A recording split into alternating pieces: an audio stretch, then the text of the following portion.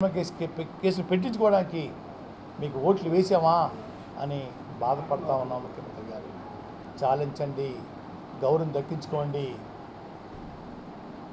ఇచ్చిన హామీని అమలు చేసుకోండి. ఇంకో మాట కూడా పోలీసు వారి ద్వారా ముఖ్యమంత్రిగా కవర్ చేయడం జరిగిందండి. దీనికి పరిష్కారం ఏంటి అని అడిగారు పోలీసు వారు. ఒకటి, మా డిమాండ్ అమలు చేయాలి, లేదా వారికి గుర్తు చేయడం కోసం మా పాదయాత్రకి అడ్డు తొలగాలి. ఈ రెండు కానప్పుడు మేము ముద్దాలు అయినప్పుడు మీకు విశ్రాంతి కావాలంటే పోలీసు వారికి మమ్మల్ని జైల్లో పెట్టేయండి.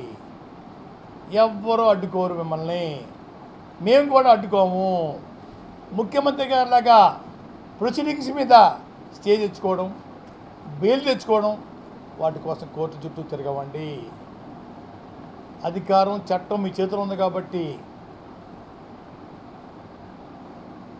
జీవితకాల శిక్ష చేయించుకుంటారో, ఉరి శిక్ష చేయించుకుంటారో ముఖ్యమంత్రి గారు వేసుకోమని చెప్పి మీరు నా డిమాండ్గా చెప్పండి అని పోలీసు వారితో కవర్ పెట్టారు.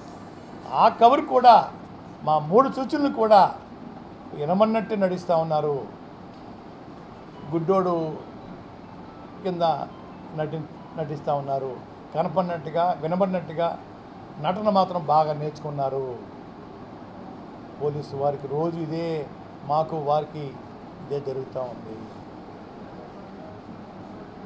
మాట మాటకి వెళ్ళిపోవచ్చు కదా, పోలీసులు కొట్టుకుంటూ అంటున్నాని ముఖ్యమంత్రి గారు సెలవిస్తున్నారు. కొట్టుకుని వెళ్ళిపోవడానికి ఒంటరి వాడినండి, నేనే కొట్టుకెళ్ళగలను. వారైతే తెలంగాణలో కేసీఆర్ గారు పాదయాత్ర చేయొద్దని తన్ని తరివేస్తే కర్రలదండు కృష్ణయ్య గారు, కృష్ణమాది గారు దండు 400 మంది కర్రలతోటి ఆయన పాదయాత్ర చేశాడు. ఈయన తరివి తన్నెత్తేనండి, తరివేస్తాను. ఆ పని చేయడానికి మాకు ఎవరు లేరు. ఒంటరి వాళ్ళు ఉన్నాయా, తోసిపోవడానికి, తిట్టిపోవడానికి, పోలీసులు కొట్టేయడానికి మేము అల్పులు ఉన్నాయా ముఖ్యమంత్రి గారు, మేము సరిపో ఉన్నాయా? మీ శిష్య బృందం చేత ఆ విధంగా పేలిస్తున్నారన్నయ్యా, పేలించకండియా, పేలాపలు వద్దండయ్యా, అల్పులు ఉన్నాయా, అంచేతే వదిలేయండి అయ్యా. మాకు ఏ రకమైన స్టామినా లేదు, వదిలేయండి. నడవలేకపోతే మీరు అన్నట్టుగా ఉద్యమాలు వదిలేస్తాను, నడిస్తే మీరు పదవి రాజీనామా చేసే ముఖ్యమంత్రి గారు. ఏదో సవాల్ స్వీకరించిన ముఖ్యమంత్రి గారు. గతంలో కూడా సవాల్ చేశాను, ప్రత్యేక హోదా కోసం మీరు మీ కుమారుడు దేశంలో కూర్చోండి, మీతో పాటు నాకు కూడా అవకాశం ఇవ్వండి. ఎవరు నిలుస్తారో ఎవరు పోతారో తేలిపోద్దని కూడా సవాల్ చేశాను. ఏ సవాలుకి కూడా చీవు నెత్తురు ఉన్నట్టుగా కనిపించట్లేదు మీలో.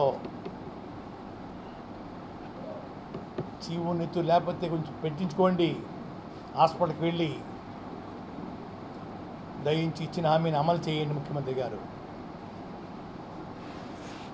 లేదు పోలీసు అడ్డు దొరికించండి. కార్యాచరణ ఇదే కార్యక్రమం సార్, వేరే కార్యక్రమం ఏం లేదండి. డైలీ 9-10 గంటల మధ్యన నడక్కి పుట్టుకులు, విందు భోజనాలకి వెళ్ళే పని పెట్టుకోలేదండి. మా జాతిని రోడ్డు మీద పెట్టి నేను వ్యక్తిగత పనులకి వెళ్ళొచ్చని ఎంతైనా పర్మిషన్ ఇస్తున్నారండి. చాలా ఘోరం అయ్యా. అది ఒక్కటి తప్పంట అయ్యా, అది ఒకటి కావాలి నాకు, మిగతా అవసరం లేదండి. నేను అయ్యా అది ఒక్కటే కావాలి నాకు, మిగతా ఏం అవసరం లేదండి.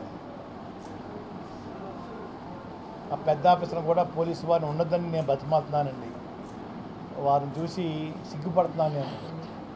3 సింహాలు పెట్టుకున్న అధికారులు,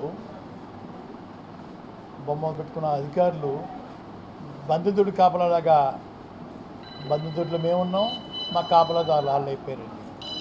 వాళ్ళు బాగా వాళ్ళ పోస్ట్ని డీగ్రేడ్ చేసేస్తూ ఉన్నారు, కానిస్టేబుల్ స్థాయి తీసుకొచ్చేస్తూ ఉన్నారు. అయ్యా మీరు ఉండొద్దన్నయ్యా బాబు, మాతో మాట్లాడే స్థాయి కాదు మీది. మాతో మాట్లాడే స్థాయి కానిస్టేబుల్ను, హోంగార్డు వాళ్ళని పెట్టండి అయ్యా అని కూడా రోజు చెప్తా ఉన్నాను పెద్ద ఆఫీసర్లకి. అదన్నా పాటించమని చెప్పి ముఖ్యమంత్రి గారిని సలహా ఇస్తూ ఉన్నానండి. జైల్లో పెడితే మాత్రం చాలా హ్యాపీగా పోలీసు వారు ఇంట్లో ఉండొచ్చు, టెన్షన్ ఉండదు ముఖ్యమంత్రి గారికి. మేమే అంతర్జాతీయ తీవ్రవాదులు అంటాడు ముఖ్యమంత్రిగా మాట్లాడితేనే. ఏప్రిల్ 14 చూశారు కదా మీరు, 2 రోజుల ముందు నుంచి కేసులు కేసులు కేసులు కేసులు కేసులు ఓ శాంటెములు ఇలా చూపించేసేసి 49 కేసులో మొదటి ముద్దాయి రకరకాలుగా.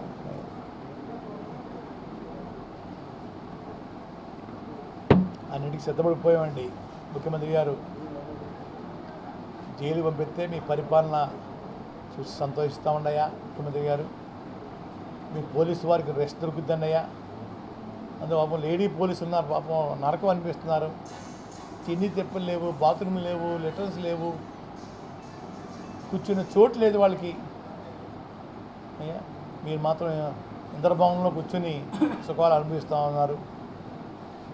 మీ భార్య పిల్లలందరూ సుఖంగా ఉండడం కోసం వీరిని బానిసలా చూస్తూ ఉన్నారు పోలీసులు. వారి డ్యూటీ కూడా వారు చేసుకొని ఇవ్వట్లేదు కూడా చెప్తూ ఉన్నా.